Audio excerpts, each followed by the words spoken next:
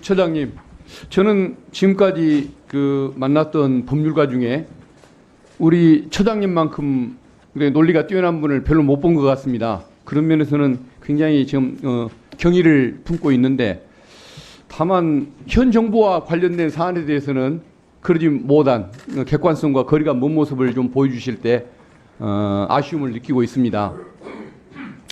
한동훈 장관이 우리 검찰청법 시행령 만들 때 검찰의 직접 수사 범위를 6대 범죄에서 2대 범죄로 줄였음에도 불구하고 등자를 이유로 해가지고 사법질서 저해사범, 위증죄, 무고죄, 도주죄, 증거 은닉죄 이런 걸 포함시켰던 거기에 대해서 찬성하시는 입장입니까?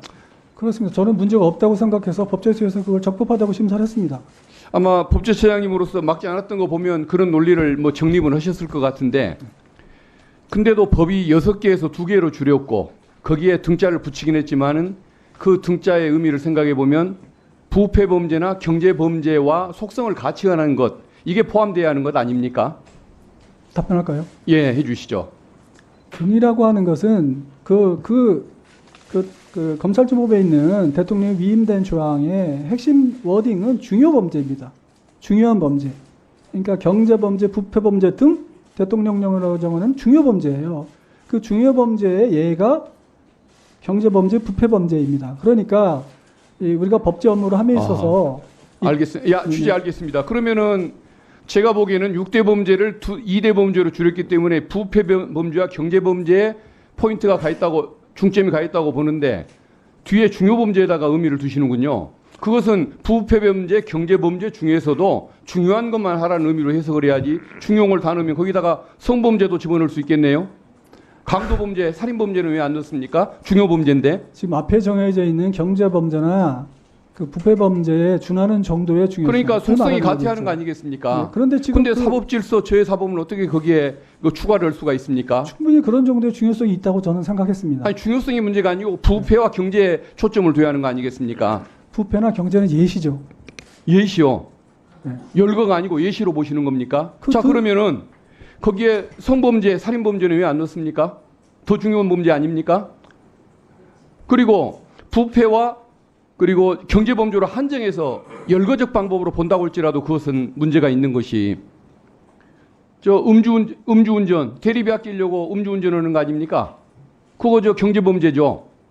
절도범죄, 성범죄, 인격과 도덕성이 부패해서 생기는 범죄니까 그것도 부패범죄로 집어넣으면 대한민국에 검사가 원하면 못할 수사는 없게 되는 것입니다.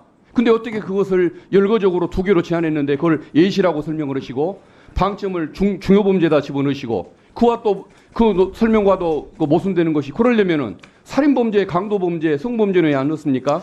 그것은 검사들이 폼이 안 나는 범죄이기 때문에 안 넣어버린 거 아니겠습니까? 이런 식으로 검찰이 자의적으로 검찰과 법무부를 위해서 또 대통령의 어떤 희망사항을 반영해서 만든 내용이 있을 때는 법제처에서 이것을 막아줬어야 할 것 같은데 오히려 이렇게 옹호까지 하시는 것은 이해를 못하겠습니다. 그 부분에 대해서 답변 드릴까요? 예, 답변해 주십시오. 예.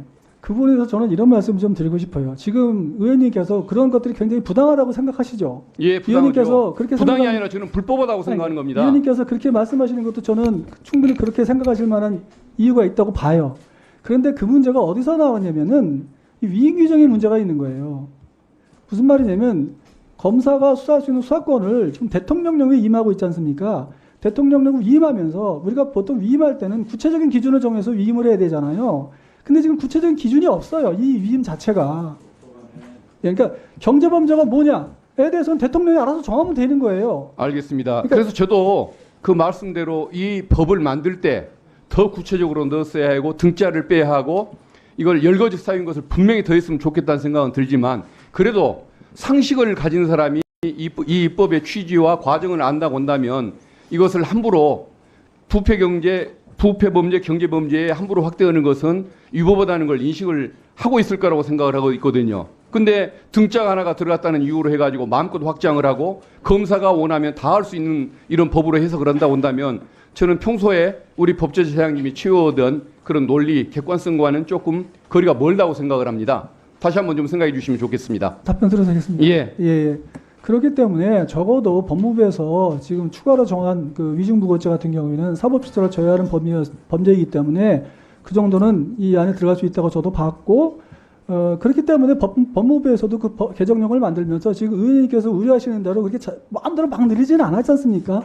적어도 부패범죄, 경제범죄는 그 카테고리를 웬만하면 다 지켰잖아요. 그러니까 어쨌든 저는 그렇게 생각을 하고요. 다만 이 문제에 있어서 근본적인 해결책은 이런 것들은 다 법률을 만들었어야 돼요. 대통령을 위임하지 말고 형사절차 법률주의라는 형사소송법상 큰 원칙이 있지 않습니까? 검사의 수사권을 정하는데 어떻게 그 대통령령에 위임한다는 것 자체가 문제가 좀 있는 거죠. 그러니까 앞으로 의원님께서 이 부분이 문제가 있으시다고 생각을 하면 그걸 법률로 정하셔야 된다는 걸 다시 한번 말씀드리고 싶습니다. 나중에 법률 개정을 동의해 주십시오. 네, 수고하셨습니다. 다음은 곽규택 의원님 질문해 주세요.